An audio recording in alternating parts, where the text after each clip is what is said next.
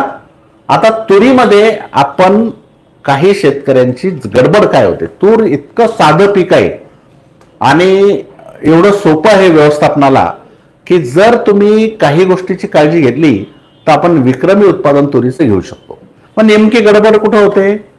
शेतकरी खर्च करतात, मेहनत सुद्धा करतात, पण बऱ्याच वेळेस वेळ चुकते. वेळेला फार महत्व असतं आणि ती वेळ चुकल्यामुळं तिथे तुम्हाला पाहिजे तसं रिझल्ट मिळत नाही. तर आता जर आपण पाहिलं मशागतीमधील चूक, मशागत करताना काय करतो आपण, सोयाबीन तूर असली की सोयाबीन काढून घेतलं की गवत सगळं निघलं पाहिजे यासाठी तुरीत खोल मशागत करतो आणि खोल मशागत करताना खोडाच्या जवळ जर खोल मशागत झाली तर झाडाचे मुळं तुटतात. मुळं तुटले की पानं पिवळे पडतात, झाड दुपारी ऊन धरते आणि झटका बसतो. आणि बहुतांश शेतकऱ्यांची ही चूक होते. मशागत करतात तेव्हा खोल मशागत खोडाजवळ केली की तिथं मोठं नुकसान होऊ शकतं. त्यासाठी खोल मशागत खोडाजवळ करू नका. मशागत नक्की करा खोडाजवळ, पण हलकी करा. 1 इंचाच्या खाली, 1.5 इंचाच्या खाली तुमची मशागत जायला नको. 1-1.5 इंचापर्यंतच करायची, त्याच्या वरतीच करायची. बाकी तुम्ही 1.5-2 फुटानंतर खाली पलीकडे तुम्ही नांगरून जरी टाकलं तर काही फरक पडत नाही, पण 1.5-2 फुटापर्यंत खोल मशागत करू नका. जो खोल मशागत करेल त्याची तूर ऊन धरल, त्याची तूर पिवळी पडू शकते, पानगळ होऊ शकते आणि बरंच नुकसान तिथे होऊ शकतं. त्यामुळं मशागतीमधली चूक आपण यानंतर कधीही करायची नाही. पाणी व्यवस्थापनातील चूक. आता काय होतं, बरेच वेळेस आपलं सोयाबीनची काढणी आणि तुरीला पाण्याची गरज एकाच वेळेस येते. मग आपलं सगळं लक्ष त्या सोयाबीनमध्ये असतं. सोयाबीन कापणी करा, गंजी लावा, त्याला झाका, सगळे लफडे करा आणि याच्यामध्ये काय होतं की जे आपली तूर आहे तिला कळ्या येतात, फुलं येतात आणि बारही चांगला येऊन जातो. तिच्याकडे दुर्लक्ष होऊन जातं कारण सोयाबीनचं घरात येणं, सोयाबीन जास्त महत्वाचं असतं. किंवा कापूस फुटलेला असतो तेव्हा कापसाच्या वेचेसाठी आपले सगळे भानगडी चालू असतात, मजूर पहा, हे करा ते करा, त्यात तुरीकडे दुर्लक्ष होऊन जातं. मग तुरीला फुलं लागतात आणि मग फुलं भरपूर लागले की तेव्हा मग आपलं कामं संपल्यानंतर आपण म्हणतो की अरे तुरीला पाणी द्यावं लागते, ऊन भरायली तूर, जरा ताण पडला तुरीला. यावर्षी एक गोष्ट चांगली झाली की फुलांच्या सुरुवातीच्या आधीच पाऊस पडला, त्यामुळं बहुतांश ठिकाणी पाणी द्यायची गरज फारशी नाहीये. पण जिथं तापड जमीन आहे, थोडीशी हलकी जमीन आहे, अशा ठिकाणी तुरीला पुन्हा पाण्याची गरज, किंवा जिथं पाऊस पडला नाही तिथं पुन्हा पाण्याची गरज पडली. मग अशा ठिकाणी आपण जर दुर्लक्ष केलं आणि भर फुलात तूर असताना जर पाणी दिलं म्हणजे काय होतं, ताण पडतो. आणि ताण पडल्यानंतर पाणी दिलं तर काय होतं, कोणत्याही पिकामध्ये जेव्हा ताण पडतो आणि ताण पडल्यानंतर आपण पाणी देतो तेव्हा मोठ्या प्रमाणात फुलगळ होते. असंच तुरीमध्ये तर खूप मोठ्या प्रमाणात होते. त्यामुळे तुरीला भर फुलात पाणी द्यायचं टाळा. मग पाणी कधी द्यायचं, एक तर फुलाच्या सुरुवातीला थोड्या कळ्या दिसायला लागल्या, 2-2, 5-5 कळ्या फुलं दिसायला लागले, लगेच पाणी द्या. आणि तेव्हा गरज नसेल तर दुसरं पाणी द्यायचं असेल किंवा नंतरची वेळ जी आहे ती सगळे फुलं बसत आले, सगळ्या फुलाच्या जवळपास शेंगा झाल्या, 5-10% फुलं राहिले, बाकी सगळ्या शेंगात कन्व्हर्शन झालं, एकदा शेंग लागली की पक्क झालं तुमचं. मग जर द्यायचं तर नंतर शेंगा लागल्यानंतर फुलं सगळे संपत आल्यानंतर पाणी द्या, भर फुलात पाणी देऊ नका. ही झाली आपली पाणी व्यवस्थापनातील चूक दुरुस्त करण्यासाठी काय सुधारणा करायची. ठीक आहे. त्यानंतर अन्नद्रव्य व्यवस्थापनातील चूक. आता बऱ्याच ठिकाणी काय झालंय, तुरीला तसे जास्त खताची गरज नाही आणि त्याच्या मुळावर गाठी असतात, त्यामुळं नत्राची सुद्धा त्याला फारशी गरज नाही. पण काही जमिनीमध्ये नत्राची कमतरता असते. आता बऱ्याच ठिकाणी काय झालंय की तुरीचे खालचे पानं पिवळे होऊन गळतायत. याचे वेगवेगळे कारणं असू शकतात. जर तुम्ही खोडाजवळ खोल मशागत केली तरी तुरीचे पानं पिवळे होऊन गळतील. जर फायटोथेरा ब्लाइट, फांदीवर डाग पडले आहेत, फांदीमर रोगाचे डाग आहे, तरी पानं गळतील पिवळे होऊन. नत्राची कमतरता पडली तरी पानं पिवळे होऊन गळतील. ओलावा एकदम कमी झाला तरी पानं पिवळे होऊन गळतील. तर यातलं जे कारण आहे नत्राची कमतरता, म्हणजे तुमची फांदीमर नाही किंवा खोल मशागत खोडाजवळ केलेली नाही किंवा ओलावा सुद्धा व्यवस्थित आहे, तर मग काय आहे, मग नत्राची कमतरता आहे. मग नत्राची कमतरता जर असेल तर खालचे पानं पिवळे होतात. त्यामुळं जर अशी परिस्थिती असेल तर तशा तुरीला तुम्ही फक्त युरियाचा फवारा देऊ शकता, 150 ते 200 ग्रॅम एका पंपाला युरिया. आता तो युरिया तुम्हाला जर समजा पहिला फवारा असेल तर 1261 काढून टाका, त्यातला युरिया टाकून द्या. त्यात समजा दुसरा फवारा असेल तर त्यात कोणतं विद्राव्य खत घेऊ नका, युरिया घ्या. किंवा सेपरेट एकटा युरिया जरी फवारला तुम्ही 150 ते 200 ग्रॅम एका पंपाला तरी चालेल. त्याला लागणारं नत्र जेवढी ती तात्पुरती गरज जी आहे ती पूर्ण होऊन जाईल. नॅनो युरिया नाही, साधा युरिया आपण जे वापरतो तो युरिया 150 ते 200 ग्रॅम एका पंपाला घेऊन तुम्ही फवारणी करू शकता. खालचे पानं पिवळे पडणाऱ्या तुरीमध्ये जिथे तुमचा फायटोप्थेरा ब्लाइट म्हणजे फांदीमर नाहीये किंवा खोल मशागत केल्यामुळं नाहीये किंवा जमिनीत ओलावा खूप कमी आहे असं नाहीये, हे 2-3 गोष्टी नसतील तर मग निश्चित नत्राची कमतरता आहे. आणि नत्राची कमतरता तुमची खूप कमी पैशात, युरिया आहेच काय किलो 300 रुपये बॅग समजा, म्हणजे 6 रुपये किलो, 1.5 किलो तुमचं काम होतं, 9 रुपयामध्ये तुमचं काम होऊन जातं. मर रोगाकडे दुर्लक्ष. आता या मर रोगाचं जे आहे ना, जमिनीतील बुरशीमुळे मुळकूज आणि फांदीमर रोग होतात. आपल्याला माहिती आहे आपल्या शेतात तूर झाडं मरतात, आपल्या शेतात हरभरा मरतो, पण त्याची वाट कशाला पाहता? मर लागायची वाट का पाहू आपण? पाहिजेच नाही. आपल्याला माहिती आहे ना, ती फ्युजेरियम नावाची बुरशी आहे ती आपल्या शेतात आहेच, फायटोप्थेरा नावाची बुरशी आहे ती आपल्या शेतात आहे. त्यामुळं तूर लावल्यानंतर मरणारच, हरभरा लावल्यानंतर सुद्धा हरभरा मरणारच. जर असं माहीत असेल तर प्रतिबंधात्मक उपाय आपण का करू नये? प्रतिबंधात्मक, मर येणार नाही याची काळजी घेणं गरजेचं आहे. मर असते जमिनीमध्ये आणि तुम्ही म्हणता की बुरशीनाशक कोणतं फवारू. आता तुमच्या समाधानासाठी आम्हाला सांगावं लागतं की ठीक आहे दाट फवारा बुडापर्यंत गेलं पाहिजे, पण ती बुरशी जमिनीतलीच बुरशी नाही नष्ट करायसाठी आपण योग्य वेळी ट्रायकोडर्माचा वापर जर केला तर मर प्रमाण त्याचं कमी होईल. त्याला यायची वाट कशाला पाहिजे? कारण तो जुलै महिन्यातच त्याची सुरुवात झालेली असते.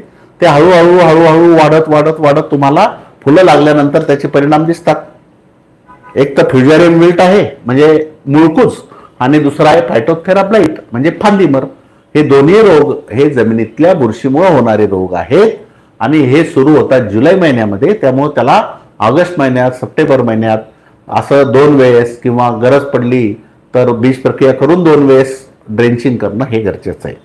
एखाद्या वेळेस खूप जास्त बुरशी असेल, जास्त मर असेल तर ट्रायकोडर्मा सोबत सुडोबूस्ट, ट्रायकोबूस्ट अधिक सुडोबूस्ट सुद्धा आपल्याला जमिनीत ओलावा असताना टाकणं गरजेचं आहे. आता शेतकरी विचारतात, झाडं मारायला लागली की विचारतात, आता त्याला उपाय नाही काही. आता तो रोग जो आहे तो फायनल स्टेजमध्ये, झाड मरण्याच्या अवस्थेमध्ये आहे. त्यामुळे त्याला आपण योग्य वेळी, यावर्षी मी किती वेळेस सांगितलं असेल, 100 वेळेस कमीत कमी सांगितलं असेल की तुरीला ट्रायकोडर्मा टाकल्याशिवाय वाचणार नाही. कारण यावर्षी एक तर पाऊसही जास्त आहे, ज्या वर्षी पाऊस जास्त असतो त्या वर्षी मर जास्त असते. आता फांदीमर सुद्धा इथून पुढे तुम्हाला त्याचे परिणाम दिसतील. खोडावर तुमच्या डाग पडलेले आहेत, ते झाड मरणार, आज न उद्या ते पिवळं पडून मरून जाईल. त्यामुळे त्याचं योग्य वेळी आपण काळजी घेणं गरजेचं आहे.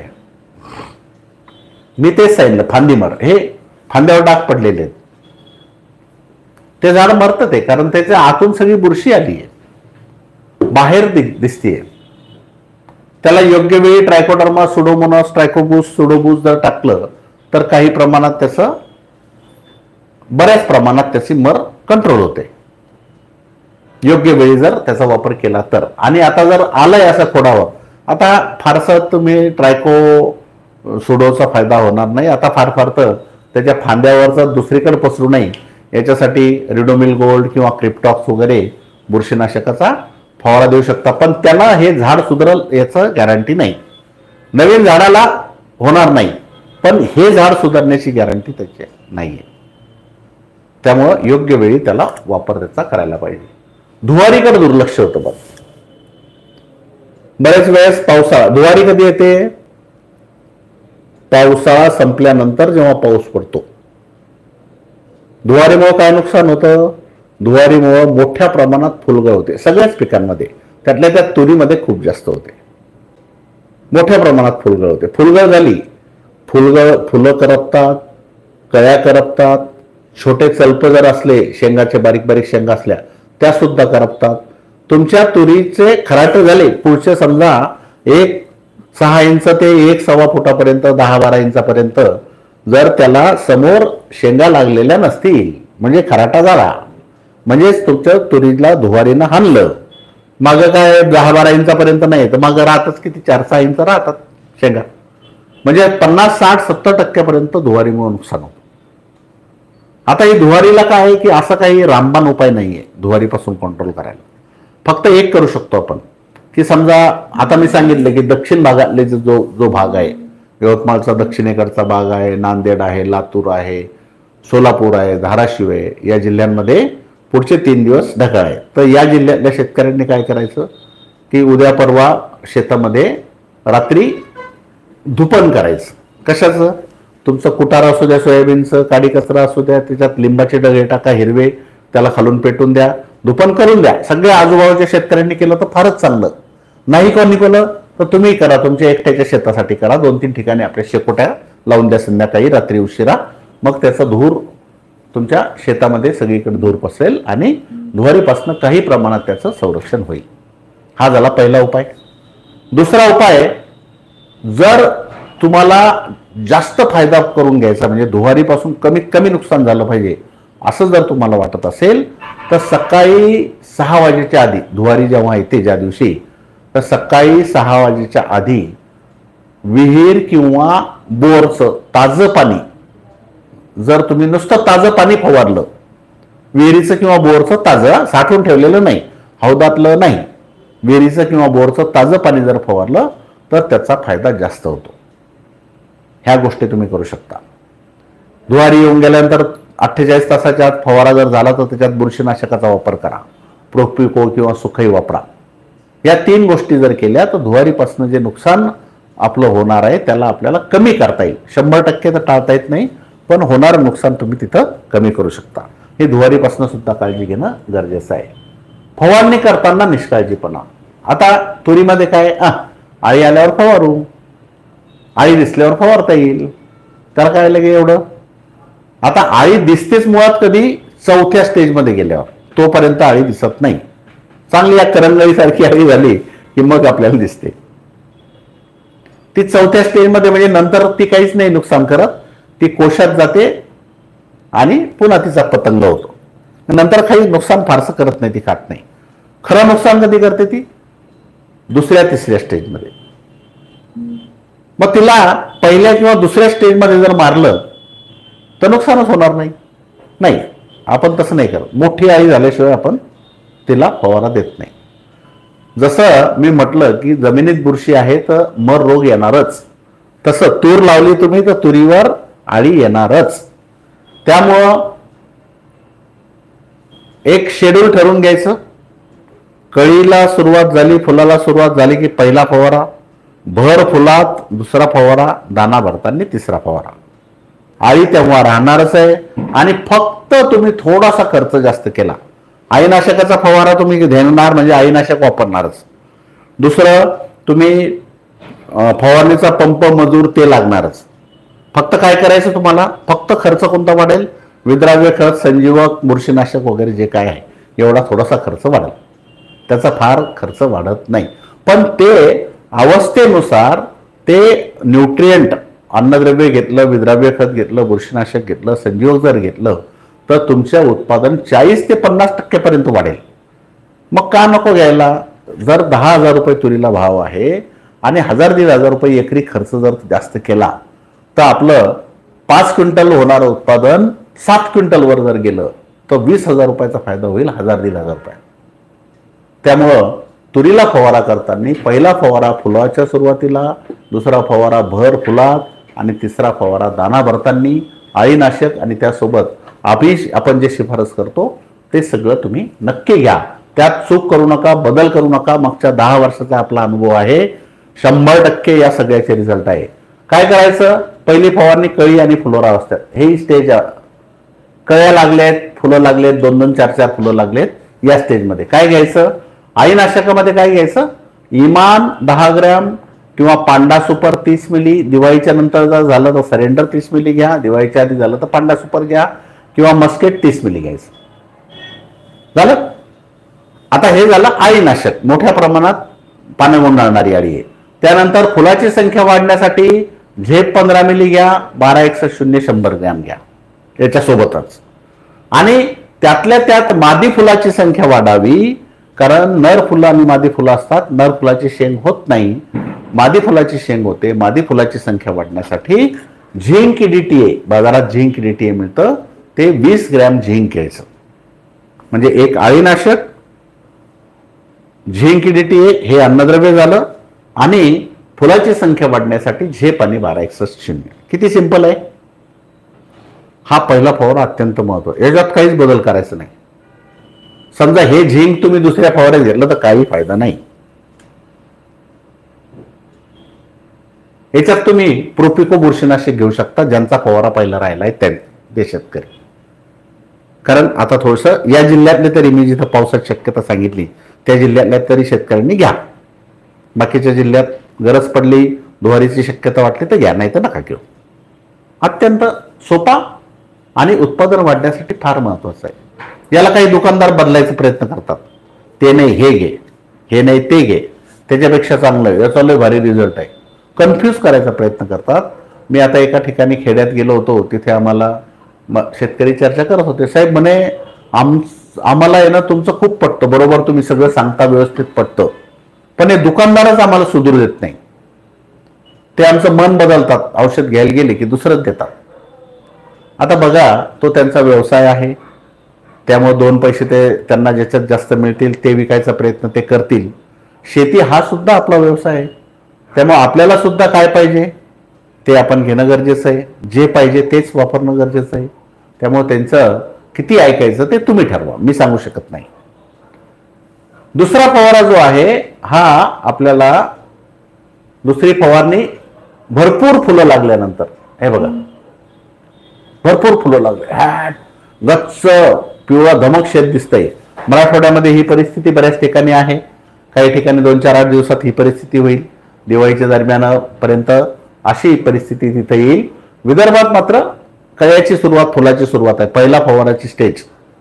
मराठवाड्यात सुद्धा काही ठिकाणी फुलं कळ्या आहेत, ज्यांचा पहिला फवारा झाला नाही त्यांनी पहिला फवारा उरकून घ्या लवकर, नंतर दुसरी स्टेज येते. आता दुसऱ्या स्टेजमध्ये काय करायचं की दुसऱ्या स्टेजमध्ये तुम्हाला अळीनाशकामध्ये आता रिस्क घेऊ नका. काय होतं, आपल्याला अळी मोठी झाल्यावर दिसते, पण ती बारीक असताना मारणं खूप, मी आता सांगितलं तुम्हाला, बारीक असताना मारणं फार महत्वाचं आहे.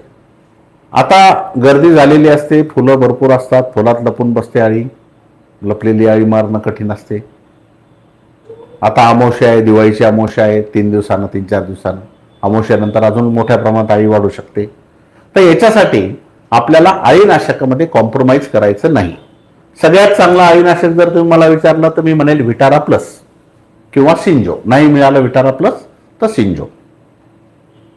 लपलेली पान खाल्लं तरी, फूल खाल्लं तरी, कुठली पानं गुंडाळून बसलेली सगळी अळी कंट्रोल होईल तुमची विटारा प्लस किंवा सिंजो. 40 मिली विटारा प्लस किंवा 7 मिली सिंजो हे घ्या अळीनाशकामध्ये. त्याच्यासोबत तुम्ही बोरॉन घ्या परागीकरणासाठी, कारण जेवढं चांगलं परागीकरण होईल तेवढ्या शेंगा जास्त बनतील. 20 ग्रॅम बोरॉन. आणि याच्यासोबत रायबा, फुलाची संख्या वाढून फुलाचं रूपांतर फळामध्ये व्हावं, फुलगळ कमी व्हावी यासाठी आपलं संजीवक 5 मिली रायबा. आणि बुरशीनाशक प्रोपिको 20 मिली प्रोपिको. हा फवारा सुद्धा अत्यंत महत्वाचा आहे, याच्यात सुद्धा बदल करू नका. आणि कोणत्या स्टेजमध्ये, असं या स्टेजमध्ये, जेव्हा सगळं शेत तुमचं पिवळं धमक दिसेल या स्टेजमध्ये, याच्यात सुद्धा बदल करायचे नाही.